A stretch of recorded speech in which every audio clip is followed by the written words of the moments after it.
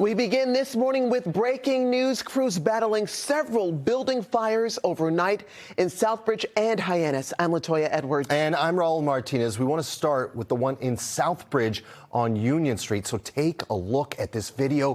Crews doing all they can to contain those flames. And that's where we find NBC 10's Alicia Palumbo, who's live this morning. Alicia, you just spoke to the fire chief. Bring us up to speed here. Well, Raul, the good news is he believes all 30 people, roughly 30 people who were in these two buildings that caught fire, got out safely even before firefighters arrived. But you can see those fire crews still actively battling the flames and smoke, the wind and dryness, obviously creating some problems for them. But they said 75 to 80 firefighters here on scene, no injuries to them, no injuries that they know of to any of the people who lived here.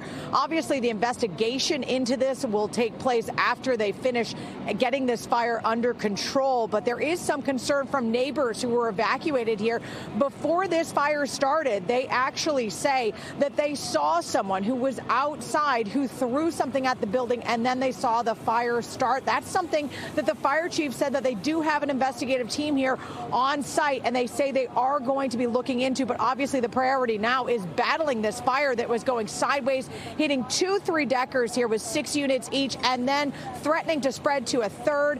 He does say at this point that he knows it started in the back of one of the buildings, the furthest building away, and that is where those neighbors told us they saw the suspicious person at about 3 this morning.